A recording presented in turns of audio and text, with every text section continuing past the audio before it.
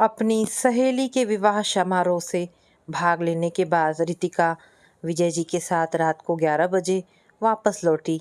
जिस घर में वह पेइंग गेस्ट की तरह रहती थी, उसके गेट के सामने अपने माता पिता को खड़े देखकर वह जोर से चौंक पड़ी, क्योंकि वे दोनों बिना किसी पूर्व सूचना से आगरा से मुंबई आए थे।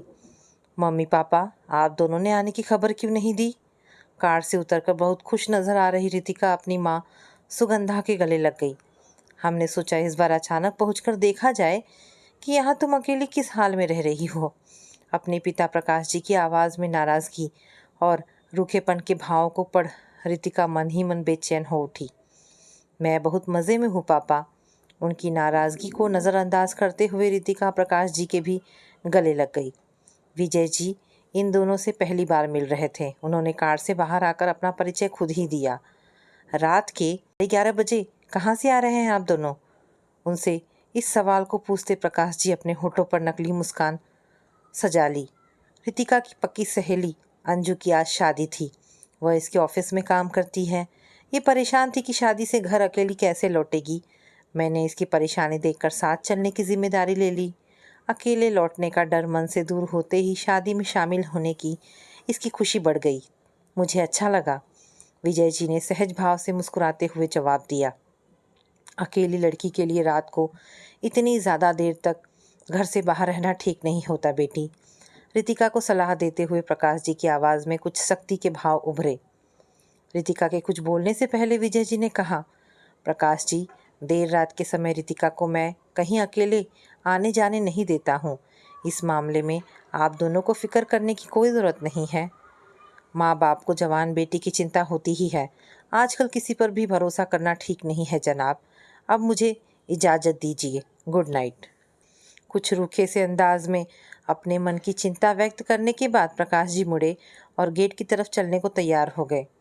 प्रकाश जी, कल रविवार को आप डिनर हमारे घर कर रहे हैं। मैं न बिल्कुल नहीं सुनूंगा। विजय जी ने दोस्ताना अंदाज में उनके कंधे पर हाथ रखकर उन्हें अपने घर आने का निमंत्रण दिया। ओके। बिना मुस्कुराए उन्होंने विजय जी का निमंत्रण स्वीकार किया। रितिका ने असहज भाव से मुस्कुराते हुए उनसे विदा ली। गुड नाइट सर, मैं सुबह ठीक 9 बजे पहुंच जाऊंगी। Thank you and good night. Vijay ji ने उससे हाथ मिलाने के बाद सुगंधा को हाथ जोड़कर नमस्ते किया और कार में बैठ गए। उन्हें अपने घर पहुंचने में 5 मिनट लगे। अपनी पत्नी सुरेखा की नज़रों से वे अपने मन की बेचैनी छिपा नहीं पाए थे। सुरेखा की सवालिया नज़रों के जवाब में उन्होंने कहा, रितिका के माता पिता आगरा से आए हैं। उन्हें रितिका का मेरे साथ इतनी देर से वापस लौटना अच्छा नहीं लगा।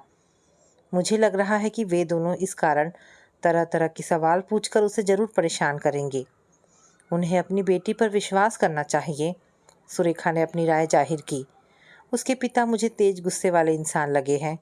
मुझे उनका विश्वास जीतने के लिए कुछ और देर उनके साथ रुकना चाहिए था। हम कल उन्हें घर बुला लेते हैं। मैंने दोनों को कल रात डिनर के लिए बुला लिया है। गुड। तुम सुबह सुजात और विपिन को भी कल डिनर यहीं करने के लिए फ़ोन कर देना। ओके। कुछ देर बाद लंदन में रह रहे अपने बेटे सुजीत और बहू महिमा से बात करने के बाद उनका मूड कुछ सही हुआ। वे दोनों अगले महीने घर आ रहे थे। ये खबर सुन वे खुशी से झूम उठे थे। कमर दर्द से परेशान सुरेखा नींद की गोली लेने के बाद जल्दी सो गई थी। विजय जी रितिका की फिक्र करते हुए कुछ देर तक करवटें बदलते रहे थे। सुबह 9 बजे से कुछ मिनट पहले रितिका अपनी माँ सुगंधा के साथ उनके घर पहुंच गई। विजय जी को इस कारण उसके साथ अकेले में बात करने का मौका नहीं मिला। वैसे उन्हें माँ बेटी सहज नज़र नहीं आ रही थी। इस बात से उन्होंने अंदाज़ा लगा लिया कि बीती रात रितिका के साथ उसके माता पिता ने उसे डांटने समझाने का काम ज़रूर किया होगा। उन तीनों को फिजियोथेरेपिस्ट के यहाँ से वापस लौटने में 1.5 घंटा लगा। तब तक विजय जी ने सबके लिए नाश्ता तैयार कर दिया था। लेकिन सुगंधा ने सिर्फ चाय पी और अपने पति के पास जल्दी वापस लौटने के लिए रितिका से बार बार आग्रह करने लगी। वह अपनी माँ के साथ जाने को उठकर खड़ी तो ज़रूर हो गई, पर उसके हाव भाव साफ बता रहे थे कि उसे सुगंधा का यूं शोर मचाना अच्छा नहीं लगा था। पिछली रात वह 2 बजे सो सकी थी। उसके माता पिता ने कल उसे डांटते हुए कहा था, अपनी दौलत और मीठे व्यवहार के बल पर यह विजय तुम्हें गुमराह कर रहा है। बड़ी उम्र के ऐसे चालाक पुरुषों के जवान लड़कियों को अपने प्रेम जाल में फंसाने के किस्से किसने नहीं सुने हैं। तुम्हें इस इंसान से फ़ौरन सारे संबंध तोड़ने होंगे, नहीं तो हम बोरिया बिस्तर बंधवा कर तुम्हें वापस आगरा ले जाएंगे। प्रकाश जी ने उसे साफ साफ धमकी दे दी थी। रितिका ने उन्हें समझाने की बहुत कोशिश की, पर वे दोनों कुछ सुनने को तैयार ही नहीं थे। तब धीरे धीरे उसका गुस्सा भी बढ़ता गया था। बिना सबूत और बिना मुझसे कुछ पूछे आप दोनों मुझे कैसे चरित्रहीन समझ सकते हैं।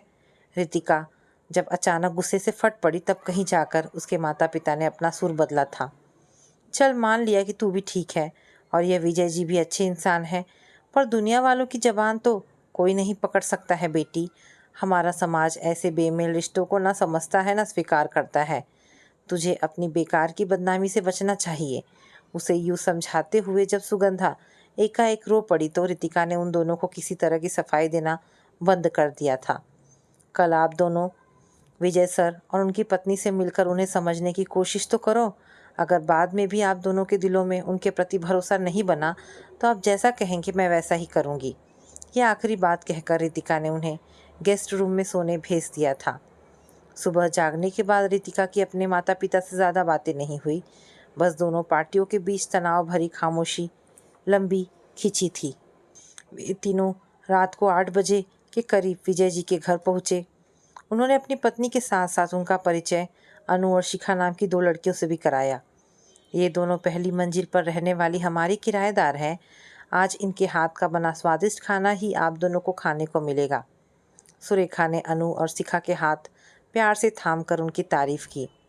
अनु को नई जॉब मिल गई है, वह अगले महीने दूसरे शहर जा रही है। तब रितिका ने यही मेरे साथ शिफ्ट होने का प्लान बनाया है। ये सूचना देकर शिखा ने रितिका को गले से लगा लिया था। इस खबर को सुनने के बाद प्रकाश जी की आंखों में पैदा हुई चिढ़ और नाराज़गी के भावों को विजय जी ने साफ पढ़ा। प्रकाश जी के मन की टेंशन कम करने के लिए उन्होंने सहज भाव से कहा, ये शिखा सोते हुए खर्राटे लेती है, शायद रितिका इसके साथ रूम शेयर ना करना चाहे। विजय सर, मेरा सीक्रेट आप सबको क्यों बता रहे हैं? शिखा ने नाराज़ होने का अभिनय करते हुए जब किसी छोटे बच्चे की तरह ज़मीन पर पांव पटके प्रकाश जी को छोड़ सभी जोर से हंस पड़े थे। प्रकाश जी ने शुष्क स्वर में शिखा को बताया, तुम्हें नई रूममेट ढूंढनी पड़ेगी क्योंकि रितिका तो बहुत जल्दी वापस आगरा जा रही है। अरे, आगरा जाने का फैसला तुमने कब किया रितिका? शिखा ने हैरान होकर रितिका से सवाल किया। पापा के इस फैसले की मुझे भी कोई जानकारी नहीं है, रितिका ने थके से स्वर में उसे बताया और सुरेखा जी का हाथ पकड़कर रसोई की तरफ चल पड़ी। अंकल, आप रितिका को आगरा क्यों ले जा रहे हैं? क्या वहाँ उसे यहाँ जैसी अच्छी जॉब मिलेगी? प्रकाश जी के बगल में सोफे पर बैठती हुई शिखा ने सवाल पूछा। वो घर से दूर रहती है, इसलिए उसका कहीं रिश्ता पक्का करने में हमें दिक्कत आ रही है। वह जॉब करेगी या नहीं, ये फैसला अब उसकी भावी ससुराल वाले करेंगे। प्रकाश जी अभी भी नाराज़ नज़र आ रहे थे। ये क्या बात हुई अंकल? रितिका तो बड़ी जल्दी प्रमोशन मिलने वाला है। शादी करने के बाद उसकी इतनी अच्छी जॉब छुड़ाना गलत होगा। शिखा को उनकी बात पसंद नहीं आई थी। अंकल, रितिका ने बहुत मेहनत करके खुद को काबिल बनाया है। वह शादी होने के बाद जॉब करे या ना करे, ये फैसला उसी का होना चाहिए। आपको उसका रिश्ता उस घर में पक्का करना ही नहीं चाहिए जो ज़बरदस्ती उसे घर बिठाने की बात करे। प्रकाश जी के सामने बैठती हुई अनु ने जोशीले अंदाज में अपनी राय व्यक्त की। बहुत जल्दी ही प्रकाश जी ने खुद को इन दोनों लड़कियों के साथ बहस में उलझा हुआ पाया। दुनिया की ऊंच नीच समझाते हुए वे लड़कियों के लिए कैरियर से ज़्यादा शादी को महत्वपूर्ण बता रहे थे। उन्हें अनु और शिखा से यूँ बहस करने में मज़ा आ रहा था। ये इस बात से जाहिर था कि घंटे भर का वक्त गुजर जाने का उन्हें बिल्कुल पता नहीं चला। उन दोनों के साथ बातों में उलझे रहने का एक कारण यह भी था कि उनका मन एक तरफ चुपचाप बैठे विजय जी से बात करने का बिल्कुल नहीं कर रहा था। सुगंधा बहुत देर पहले रसोई में चली गई थी।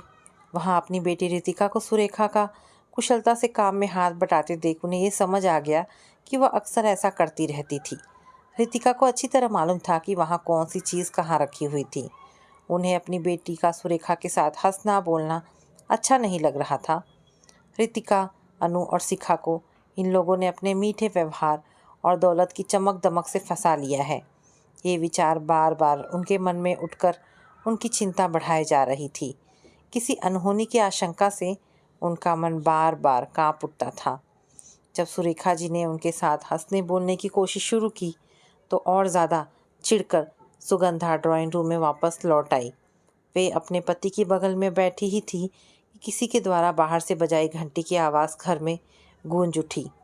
कुछ देर बाद विजय जी एक युवती के साथ वापस लौटे और प्रकाश जी व सुगंधा से उसका परिचय कराया। ये मेरी बेटी जाता है, आप दोनों से मिलाने के लिए मैंने इसे खास तौर पर बुलाया है। क्या अकेली आई हो? सुजाता के माथे पर लगे सिंदूर को देखकर सुगंधा उसके नमस्ते का जवाब देने के बाद सवाल पूछती है। नहीं, विपिन साथ आए हैं, वे कार पार्क कर रहे हैं। रितिका तो बिल्कुल आपकी शक्ल सूरत पर गई है आंटी, इस उम्र में भी आप बड़ी अच्छी लग रही हैं। सुजाता के मुंह से अपनी तारीफ सुन सुगंधा तो खुश हुई, पर प्रकाश जी को उसका अपनी पत्नी के साथ यूँ खुल जाना पसंद नहीं आया था। प्रकाश जी, आप मेरे साथ पास के मार्केट तक चलिए, खाने के बाद मुंह मीठा करने के लिए रसमलाई ले आएं। रितिका ने बताया था कि आपको रसमलाई बहुत पसंद है। बड़े अपनेपन से विजय जी ने प्रकाश जी का हाथ पकड़ा और दरवाजे की तरफ चल पड़े। प्रकाश जी को मजबूरन उनके साथ चलना पड़ा। वैसे सच्चाई तो ये थी कि उनका मन इस घर में बिल्कुल नहीं लग रहा था। घर से बाहर आते ही विजय जी ने उनका परिचय अंदर प्रवेश कर रहे अपने दामाद से कराया। ये मेरे दामाद विपिन जी हैं, शहर के नामी चार्टर्ड अकाउंटेंट में इनकी गिनती होती है। विपिन जी, ये रितिका के पिता प्रकाश जी हैं। विपिन का परिचय जानकर प्रकाश जी को तेज झटका लगा था। उसने अपने ससुर और प्रकाश जी दोनों के पैर छुए थे। उम्र में अपने से 8-10 साल छोटे विपिन से अपने पांव छुआना उनको बहुत अजीब लगा। उन्होंने बुदबुदाकर विपिन को आशीर्वाद सा दिया और बहुत बेचैनी महसूस करते हुए आगे बढ़ गए। घर से कुछ दूर आकर विजय जी ने पहले एक गहरी सांस छोड़ी और फिर अशांत लहजे में प्रकाश जी को बताना शुरू किया। अपने दिल पर लगे सबसे गहरे जख्म को मैं आपको दिखाने जा रहा हूँ। चार्टर्ड अकाउंटेंट बनने का सपना देखने वाली मेरी बेटी सुजाता विपिन की फर्म में जॉब करने गई थी। उनके बीच दिन पर दिन बढ़ते जा रहे दोस्ताना संबंध तब हमारे लिए भी गहरी चिंता का कारण बने थे प्रकाश जी। जब मेरी बेटी ने अपने से उम्र में 16 साल बड़े विधुर विपिन से शादी करने का फैसला हमें सुनाया तो हमारे पैरों तले से ज़मीन खिसक गई थी। जिस आक्रोश, डर और चिंता को आप दोनों पति पत्नी रितिका और मेरे बीच बने अच्छे संबंध को देखकर आज महसूस कर रहे हैं, उन्हें सुरेखा और मैं भली प्रकार समझ सकते हैं, क्योंकि हम इस राह पर से गुजर चुके हैं। जिस पीड़ा को सुजाता का बाप होने के कारण मैं झेल चुका हूँ, वैसी पीड़ा आपको कभी नहीं भोगनी पड़ेगी। ऐसा वचन मैं आपको इस वक्त दे रहा हूँ। प्रकाश जी, आपकी बेटी का कैसा भी अहित मेरे हाथों कभी नहीं होगा। इस महानगर में अनगिनत युवा पढ़ने और जॉब करने आए हुए हैं। उन सबको अपने घर व घर वालों की बहुत याद आना स्वाभाविक ही है। घर से दूर अकेली रह रही लड़कियों के लिए बड़ी उम्र वाले किसी प्रभावशाली पुरुष के बहुत निकट हो जाने को समझना भी आसान है, क्योंकि वह लड़की अपने पिता के साथ को परदेश में बहुत मिस करती है। जिन दिनों विपिन ने मेरी बेटी को अपने प्रेम जाल में फंसाया, उन दिनों सुरेखा और मैं भी अपने बेटे बहू के पास रहने लंदन गए हुए थे। विपिन आज मेरा दामाद जरूर है, लेकिन मेरे मन के एक हिस्से ने उसे भावनात्मक दृष्टि से अपरिपक्व सुजाता को गुमराह करने के लिए आज भी पूरी तरह से माफ़ नहीं किया है। मेरी पत्नी सुरेखा कमर दर्द के कारण अपाहिज सी हो गई है। बेटा बहू विदेश में है। हम दोनों को रितिका, अनु व शिखा बेटियों का बहुत सहारा है। सुख दुख में ये बहुत काम आती है हमारे। बदले में हम इन्हें घर के जैसा सुरक्षित व प्यार भरा परिवेश देने का प्रयास दिल से करते हैं। हम सब ने एक दूसरे को परिवार के सदस्यों की तरह से अपना लिया है। सगे रिश्तेदारों और पड़ोसियों से ज़्यादा बड़ा सहारा बन गए हैं हम एक दूसरे के। रितिका मुझसे बहुत प्रभावित है, मुझे अपना मार्गदर्शक मानती है, वह मेरे बहुत करीब है, पर इस निकटता का मैं गलत फ़ायदा कभी नहीं उठाऊंगा। रितिका की ज़िंदगी में आप मुझे अपनी जगह समझिए प्रकाश जी। विजय जी का बोलते बोलते गला भर आया था। प्रकाश जी ने रुककर उनके दोनों हाथ अपने हाथों में लिए और बहुत भावुक होकर बोले, विजय जी, मैंने आपको बहुत गलत समझा है। अपनी नज़रों में गिरकर मैं इस वक्त खुद को बहुत शर्मिंदा महसूस कर रहा हूँ। मुझे माफ़ कर दीजिए प्लीज़। वे दोनों एक दूसरे के गले लग गए। उनकी आंखों से बह रहे आंसुओं की धारा गलतफहमी दूर करते हुए आपसी विश्वास की जड़ों को सींच मजबूत कर रही थी।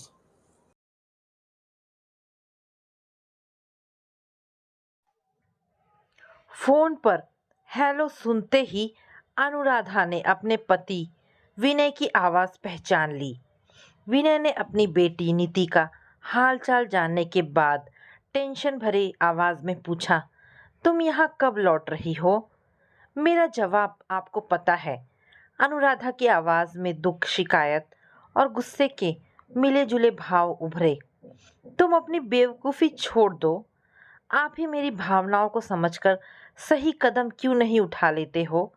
तुम्हारे दिमाग में घुसे बेबुनियाद शक का इलाज करने को मैं गलत कदम नहीं उठाऊंगा। अपने बिजनेस को चौपट नहीं करूंगा अनुराधा। मेरा शक बेबुनियाद नहीं है। मैं जो कहती हूँ उसे सारी दुनिया सच मानती है। तो तुम नहीं लौट रही हो? विनय चिढ़कर बोला। नहीं, जब तक। तब मेरी चेतावनी भी ध्यान से सुनो अनुराधा। उसे बीच में टोकते हुए विनय की आवाज में धमकी के भाव उभरे। मैं ज्यादा दिन तक तुम्हारा इंतजार नहीं करूंगा। अगर तुम तुरंत नहीं लौटी तो मैं कोर्ट में डाइवोर्स के लिए अर्जी दे दूंगा। आखिर इंसान की सहने की भी एक सीमा होती है। अनुराधा ने फोन रखकर संबंध विच्छेद कर दिया। विनय ने पहली बार डाइवोर्स लेने की धमकी दी थी। उसकी आंखों में अपनी विवशता को महसूस करते हुए आंसू आ गए। वह चाहती थी तो आगे विनय से बात वह चाहती भी तो आगे विनय से बात न कर पाती, क्योंकि उसके रूंधे गले से आवाज नहीं निकलती। नीति अपनी एक सहेली के घर गई हुई थी। अनुराधा के माता पिता अपने कमरे में आराम कर रहे थे। अपनी चिंता, दुख और शिकायत भरी नाराजगी से प्रभावित होकर वह बिना किसी रुकावट के कुछ देर खूब रोई। रोने से उसका मन उदास और बोझिल हो गया। एक थकी सी गहरी आंस छोड़ते हुए वह उठी और फोन के पास पहुंचकर अपनी सहेली सुषमा का नंबर मिलाया। विनय से मिली डाइवोर्स की धमकी के बारे में जानकर सुषमा ने उसे आश्वासन दिया। तू रोना धोना बंद कर अनुराधा, मेरे पति घर पर ही हैं। हम दोनों घंटे भर के अंदर तुझसे मिलने आते हैं। आगे क्या करना है इसकी चर्चा आमने सामने बैठकर करेंगे। चिंता मत कर, सब ठीक हो जाएगा। सुषमा उसके बचपन की सबसे अच्छी सहेली थी। उसका व उसके पति अजय का अनुराधा को बहुत ही सहारा था। उन दोनों के साथ अपने सुख दुख बांटकर ही पति से दूर वह मायके में रह रही थी। अपना मानसिक संतुलन बनाए रखने के लिए अनुराधा जो बात अपने माता पिता से नहीं कह पाती वह इन दोनों से बेहिचक कह देती। विनय से फोन पर हुई बातचीत का ब्यौरा अनुराधा से सुनकर सुषमा परेशान हो उठी तो उसके पति अजय की आंखों में गुस्से के भाव उभरे। अनुराधा, कोई चोर कोतवाल को उल्टा नहीं धमका सकता है। विनय को तलाक की धमकी देने का कोई अधिकार नहीं है। अगर वह ऐसा करता है तो समाज उसी के नाम पर थू थू करेगा। अजय ने आवेश भरे लहजे में अपनी राय बताई। मेरी समझ से हमें टकराव का रास्ता छोड़कर विनय से बात करनी चाहिए। चिंता के मारे अपनी उंगलियां मरोड़ते हुए सुषमा ने अपने मन की बात कही। विनय से बातचीत करने को अगर अनुराधा उसके पास लौट गई तो वह अपने दोस्त की विधवा के प्रेम जाल से कभी नहीं निकलेगा। उस पर रिश्ता तोड़ने को दबाव बनाए रखने के लिए अनुराधा का यहाँ रहना जरूरी है। अगर विनय ने सचमुच डिवोर्स की अर्जी कोर्ट में दे दी तो क्या करेंगे हम? तब भी तो अनुराधा को मजबूरन वापस लौटना पड़ेगा ना। मैं नहीं लौटूंगी। अनुराधा ने सख्त लहजे में उन दोनों को अपना निर्णय सुनाया। मैं पिछले 3 महीने से अलग रह सकती हूँ तो मैं पिछले 3 महीने से अलग रह रही हूँ तो जिंदगी घर को भी अलग रह लूँगी। मैं जब चाहूँ तब टीचर की नौकरी पा सकती हूँ। नीति को पालना मेरे लिए परेशानी नहीं बनेगा। एक बात मेरे सामने बिल्कुल साफ है, अगर विनय ने उस विधवा माधवी से अपने पर्सनल व प्रोफेशनल रिश्ते बिल्कुल ख़त्म नहीं किए तो वह मुझे खो देंगे। सुषमा व अजय कुछ प्रतिक्रिया दर्शाते उससे पहले ही बाहर से किसी ने डोरबेल बजाई। अनुराधा ने दरवाज़ा खोला तो सामने अपनी 15 वर्ष की बेटी नीति को खड़ा पाया। अनुराधा का व्यवहार अचानक बदल गया। सुषमा आंटी और अजय अंकल आए हुए हैं, तुम उनके पास कुछ देर बैठो, तब तक मैं तुम्हारे लिए खाना लगा लाती हूँ। भावुकता की शिकार बनी अनुराधा ने प्यार से अपनी बेटी के कंधे पर हाथ रखा। मेरा मूड नहीं है किसी से जबरदस्ती बात करने का। जब भूख होगी तो मैं खाना खुद ही गर्म करके खा लूंगी। बड़ी रुखाई से जवाब देने के बाद साफ तौर पर चिढ़ी व नाराज सी नजर आ रही नीति अपने कमरे में जा घुसी। अनुराधा को उसका अचानक बदला व्यवहार बिल्कुल समझ में नहीं आया। उसने परेशान अंदाज में इसकी चर्चा सुषमा और अजय से की। नीति छोटी बच्ची नहीं है। सुषमा की आंखों में चिंता के बादल और ज़्यादा गहरा उठे। अपने मम्मी पापा के बीच के मन मुटाव जरूर उसके मन की सुख शांति को प्रभावित कर रही है। उसके अच्छे भविष्य की खातिर भी हमें परेशानी का समाधान जल्दी करना होगा। सुषमा ठीक कह रही है अनुराधा, अजय ने गंभीर लहजे में कहा।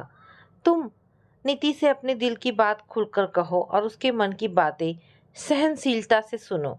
मेरी समझ से हमारे जाने के बाद आज ही तुम यह काम करना। कोई परेशानी आएगी तो सुषमा और मैं भी उससे बात करेंगे। उसकी टेंशन दूर करना हम सबकी जिम्मेदारी है। उन दोनों के विदा होने तक अपनी परेशानी को हल करने का कोई पक्का रास्ता अनुराधा के हाथ नहीं आया था। अपनी बेटी से खुलकर बात करने के इरादे से जब उसने नीति के कमरे में कदम रखा तब वह बेचैनी और चिंता का शिकार बनी हुई थी। क्या बात है, क्यों मूड खराब है तेरा बेटी? अनुराधा ने कई बार ऐसे सवालों को घुमा फिरा कर पूछा, पर नीति गुमसुम सी बनी रही। अगर मुझे तू कुछ बताना नहीं चाहती है तो सुषमा आंटी और अजय अंकल से अपने दिल की बात कह दे। अनुराधा की इस सलाह का नीति पर अप्रत्याशित असर हुआ। भाड़ में गए अजय अंकल। जिस आदमी की शक्ल से मुझे नफरत है उससे बात करने की सलाह आप मुझे मत दो। नीति किसी ज्वालामुखी की तरह अचानक फट पड़ी। क्यों है तुझे अजय अंकल से नफरत? अपने मन की बात मुझसे बेहिचक होकर कह दे नीति बेटा। अनुराधा का मन एक अनजाने से डर और चिंता का शिकार हो गया। पापा के पास आप नहीं लौटो, इसमें उस शातिर इंसान का स्वार्थ है और आप भी बेवकूफ़ बनकर उनके जाल में फंसती जा रही हो। कैसा स्वार्थ और कैसा जाल?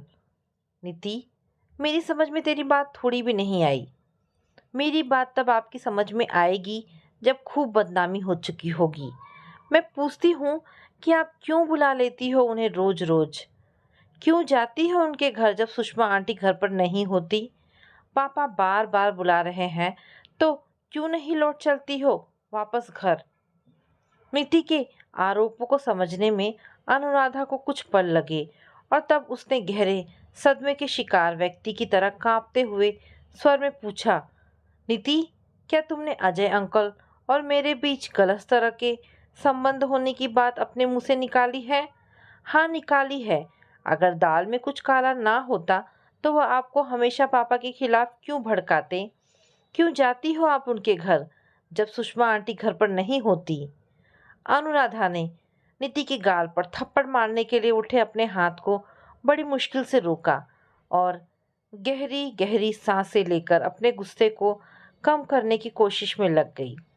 दूसरी तरफ तनी हुई नीति आंखें फाड़कर चुनौती भरे अंदाज में उसे घूरती रही। कुछ सहज होकर अनुराधा ने उससे पूछा, सुषमा के घर मेरे जाने की खबर तुम्हें उनके घर के सामने रहने वाली तनु से मिलती है ना? हाँ, तनु मुझसे झूठ नहीं बोलती है। नीति ने एक एक शब्द पर जरूरत से ज्यादा जोर दिया।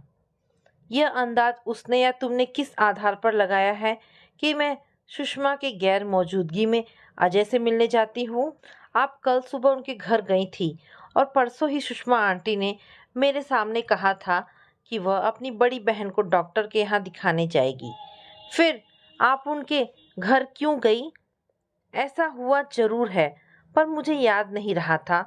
कुछ पल सोचने के बाद अनुराधा ने गंभीर स्वर में जवाब दिया, मुझे लगता है कि वह घटिया इंसान आपको फोन करके अपने पास ऐसे मौकों पर बुलाता है और आप चली जाती हो।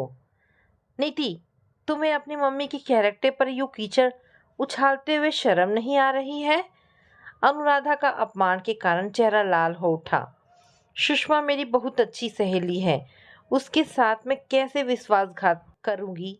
मेरे दिल में सिर्फ तुम्हारे पापा बसते हैं और कोई नहीं। तब आप उनके पास लौट क्यों नहीं चलती हो? क्यों अजय अंकल के भड़काने में आ रही हो? नीति ने चुभते हुए लहजे में पूछा। बेटी, तेरे पापा के और मेरे बीच में एक औरत के कारण मनमुटाव चल रहा है। उस परेशानी के हल होते ही मैं उनके पास लौट जाऊंगी। नीति को यूं ही सफाई देते हुए अनुराधा ने खुद को शर्म के मारे जमीन में गड़ता महसूस किया। मुझे यह बेकार के बहाने लगते हैं। आप अजय अंकल के कारण पापा के पास लौटना नहीं चाहती हो। नीति अपनी बात पर अड़ी रही। तुम जबरदस्त गलतफहमी का शिकार हो नीति। सुषमा और अजय मेरे शुभ चिंतक हैं। उन दोनों का बहुत सहारा है मुझे। दोस्ती के पवित्र रिश्ते की सीमाएं तोड़कर कुछ गलत न मैं कर रही हूँ, न अजय अंकल। मेरे कहे पर भरोसा कर बेटी। अनुराधा बहुत भावुक हो उठी। मेरे मन की सुख शांति की खातिर आप अंकल से और जरूरी हो तो सुषमा आंटी से भी अपने रिश्ते पूरी तरह तोड़ लो मम्मी। मुझे डर है कि ऐसा ना करने पर आप पापा से हमेशा के लिए दूर हो जाओगी। नीति ने आंखों में आंसू लाकर प्रार्थना की। तुम्हारी नासमझी भरे व्यवहार से मैं बहुत ही निराश हूँ। ऐसा कहकर अनुराधा उठकर अपने कमरे में चली आई। इस घटना के बाद माँ बेटी के संबंधों में बहुत ही खिंचाव आ गया। आपस में बातचीत बस बेहद जरूरी बातों को लेकर होती। अपने दिल पर लगे घावों को दोनों नाराजगी भरी खामोशी के साथ एक दूसरे को दिखा रही थी। नीति की चुप्पी व नाराजगी सुषमा और अजय ने भी नोट की। अनुराधा उनके किसी सवाल का जवाब नहीं दे सकी। वो कैसे कहती कि नीति ने अजय और उसके बीच नाजायज रिश्ता होने का शक अपने मन में बिठा रखा है। करीब 5 दिन बाद रात को नीति ने माँ के कमरे में आकर अपने मन की बातें कही। आप अंदाज़ा भी नहीं लगा सकती कि मेरी सहेली तनु ने अन्य सहेलियों को सब बातें बताकर मेरे लिए सम्मान से सिर उठाकर चलना ही मुश्किल कर दिया है। अपनी ये सब परेशानियां मैं आपके नहीं तो किसके सामने रखूं? मुझे तुम्हारी सहेलियों से नहीं, सिर्फ तुमसे मतलब है नीति। अनुराधा ने शुष्क स्वर में जवाब दिया। तुमने मुझे चरित्रहीन क्यों मान लिया? मुझसे ज़्यादा तुम्हें अपनी सहेली पर विश्वास क्यों है? मम्मी, बात विश्वास करने या ना करने की नहीं है। हमें समाज में मान सम्मान से रहना है तो लोगों को उटपटांग बातें करने का मसाला नहीं दिया जा सकता। तब क्या दूसरों को खुश करने के लिए तुम अपनी मम्मी को चरित्रहीन करार दे दोगी? उनकी झूठी बातों पर भरोसा करके अपनी मम्मी को उसकी सबसे प्यारी सहेली से दूर करने की जिद पकड़ोगी? मुझ पर क्या गुजर रही है इसकी आपको भी कहाँ चिंता है मम्मी? नीति चिढ़कर गुस्सा हो उठी। मैं आपकी सहेली नहीं बल्कि सहेली के चालाक पति से आपको दूर देखना चाहती हूँ। अपनी बेटी की सुख शांति से ज़्यादा क्या अजय अंकल के साथ जुड़े रहना आपके लिए ज़रूरी है? अजय अंकल मेरे लिए तुमसे ज़्यादा इम्पोर्टेंट कैसे हो सकते हैं नीति? मुझे तो अफसोस और दुख इस बात का है कि मेरी बेटी को मुझ पर भरोसा नहीं है। मैं पूछती हूँ कि तुम ही मुझ पर भरोसा क्यों नहीं कर रही हो? अपनी सहेलियों की बकवास पर ध्यान न देकर मेरा साथ क्यों नहीं दे रही हो? मेरे मन में खोट नहीं है, इस बात को मेरे कई बार दोहराने के बावजूद तुमने उस पर विश्वास न करके मेरे दिल को जितनी तकलीफ पहुंचाई है, क्या उसका तुम्हें अंदाज़ा है? बोलते हुए अनुराधा का चेहरा गुस्से से लाल हो गया। यूं चीखना चिल्लाकर आप मुझे चुप नहीं कर सकोगी। गुस्से से भरी नीति उठकर खड़ी हो गई। चित भी मेरी और पट भी मेरी का चालाकी भरा खेल मेरे साथ ना खेलो। क्या मतलब? अनुराधा फौरन उलझन का शिकार बन गई। मतलब ये कि पापा ने अपने बिजनेस पार्टनर माधवी आंटी को लेकर आपको सफाई दे दी थी, तब तो आपने उनकी एक नहीं सुनी और यहाँ भाग गई। और जब मैं आपसे अजय अंकल के साथ संबंध तोड़ लेने की मांग कर रही हूँ, तो किस आधार पर आप मुझे गलत और खुद को सही ठहरा रही हो? अनुराधा को नीति का सवाल सुनकर तेज झटका लगा था। अनुराधा को नीति का सवाल सुनकर तेज झटका लगा। उसने अपना सिर झुका लिया। नीति आगे एक भी शब्द ना बोलकर अपने कमरे में लौट गई। दोनों माँ बेटी ने तबीयत खराब होने का बहाना बनाकर रात का खाना नहीं खाया। नीति के नाना नानी को उन दोनों के उखड़े मूड का कारण जरा भी समझ में नहीं आया। उस रात अनुराधा बहुत देर तक नहीं सो सकी। अपने पति के साथ चल रहे अनबन से जुड़ी बहुत सी यादें उसके दिलो दिमाग में हलचल मचा रही थी। नीति द्वारा लगाए गए आरोपों ने उसे बुरी तरह झकझोर दिया था। विनय ने कभी स्वीकार नहीं किया था कि अपने दोस्त की विधवा के साथ उसके अनैतिक संबंध थे। दूसरी तरफ ऑफिस में काम करने वाली 2-3 लड़कियों और विनय के दोस्तों की पत्नियों ने इस संबंध को समाप्त करवा देने की चेतावनी कई बार उसके कानों में डाली थी। तब खूबसूरत माधवी को अपने पति के साथ खूब खुलकर हंसते बोलते देख अनुराधा जबरदस्त ईर्ष्या व असुरक्षा की भावना का शिकार रहने लगी। विनय ने उसे प्यार से व डांट कर भी खूब समझाया, पर अनुराधा ने साफ कह दिया कि मेरे मन की सुख शांति, मेरे प्यार व खुशियों की खातिर आपको माधवी से हर तरह का रिश्ता समाप्त कर लेना होगा। मैं ऐसा कुछ नहीं करूँगा जिसमें अपनी नज़रों में गिर जाऊँ। मैं कसूरवार हूँ ही नहीं तो सज़ा क्यों भोगूं? अपने स्वर्गवासी दोस्त की पत्नी को मैं बेसहारा नहीं छोड़ सकता हूँ। तुम्हारे बेबुनियाद शक के कारण मैं अपनी नज़रों में खुद को गिराने वाला कोई कदम नहीं उठाऊंगा। विनय के इस फैसले को अनुराधा किसी भी तरह से नहीं बदलवा सकी। पहले अपने पति और अपनी बेटी के साथ हुए टकराव में अनुराधा को बड़ी समानता नजर आई। उसने माधवी को लेकर विनय पर चरित्रहीन होने का आरोप लगाया था और नीति ने अजय को लेकर खुद उस पर। वह अपने को सही मानती थी, जैसे अब नीति अपने को सही मान रही थी। वहाँ विनय अपराधी के कटघरे में खड़ा होकर सफाई देता था और आज वह अपनी बेटी को सफाई देने के लिए मजबूर थी। अगले दिन की बात वह अच्छी तरह जानती थी। उसके मन में अजय को लेकर रत्ती भर भी गलत तरह का आकर्षण नहीं था।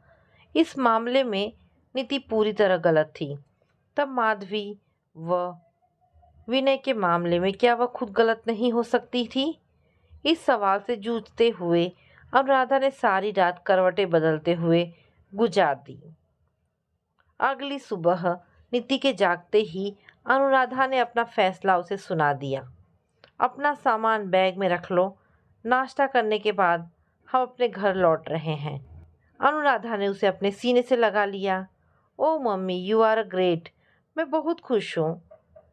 नीति भावुक होकर उससे लिपट गई। अनुराधा ने उसके माथे पर चुंबन लिया, पर मुंह से कुछ नहीं बोली। तब नीति ने धीमे स्वर में उससे कहा, गुस्से में आकर मैंने जो भी पिछले दिनों आपसे उल्टा सीधा कहा है उसके लिए मैं बेहद शर्मिंदा हूँ। आपका फैसला बता रहा है कि मैं गलत थी। प्लीज़ मम्मा, मुझे माफ़ कर दीजिए। अनुराधा ने उसे अपने सीने से लगा लिया। माँ बेटी दोनों की आंखों में आंसू भर आए। पिछले कई दिनों से बनी मानसिक पीड़ा व तनाव से दोनों पल भर में आज़ाद हो गई थी। उसके बुलावे पर सुषमा उससे मिलने घर आ गई। अजय के ऑफिस चल जाने के कारण अनुराधा के लौटने की खबर अजय तक नहीं पहुंची। सुषमा को अनुराधा ने अकेले में अपने वापस लौटने का सही कारण बताया। पिछले दिनों अपनी बेटी नीति के कारण विनय और माधवी को लेकर मुझे अपनी एक गलती, एक तरह की नासमझी का एहसास हुआ है। उसी भूल को सुधारने को मैं विनय के पास बेशर्ते वापस लौट रही हूँ। माधवी के साथ उसके गलत संबंध नहीं है। मुझे विनय के इस बात पर विश्वास करना चाहिए था, पर मैं और लोगों की सुनती रही और हमारे बीच प्यार व विश्वास का रिश्ता कमजोर पड़ने लगा। अगर विनय निर्दोष है तो मेरा झगड़ालू रवैया उन्हें कितना गलत और दुखदाई लगता होगा। बिना कुछ अपनी आंखों से देखे पत्नी का पति पर विश्वास न करना क्या एक तरह का विश्वासघात नहीं है? मैं विनय को, उनके प्यार को खोना नहीं चाहती हूँ। हो सकता है कि माधवी और उनके बीच गलत तरह के संबंध बन गए हो, पर इस कारण वह खुद भी मुझे छोड़ना नहीं चाहते। उनके दिल में सिर्फ मैं रहूं। क्या अपने इस लक्ष्य को मैं उनसे लड़ झगड़ कर कभी पा सकूंगी? वापस लौटकर मुझे उनका भरोसा फिर से जीतना है। हमारे बीच प्रेम का मजबूत बंधन फिर से कायम होकर हम दोनों के दिलों को, घाव को भर देगा। इसका मुझे पूरा विश्वास है। अनुराधा की आंखों में दृढ़ निश्चय के भाव को पढ़कर सुषमा ने उसे बड़े प्यार से अपने गले से लगा लिया। तो दोस्तों, आशा करती हूँ कहानी पसंद आई होगी। अगर कहानी पसंद आई है तो प्लीज़ इसे लाइक एंड शेयर करें। दोस्तों, ऐसी ढेरों पारिवारिक और शिक्षाप्रद कहानी सुनने के लिए मेरे चैनल को प्लीज़ सब्सक्राइब करें। धन्यवाद दोस्तों।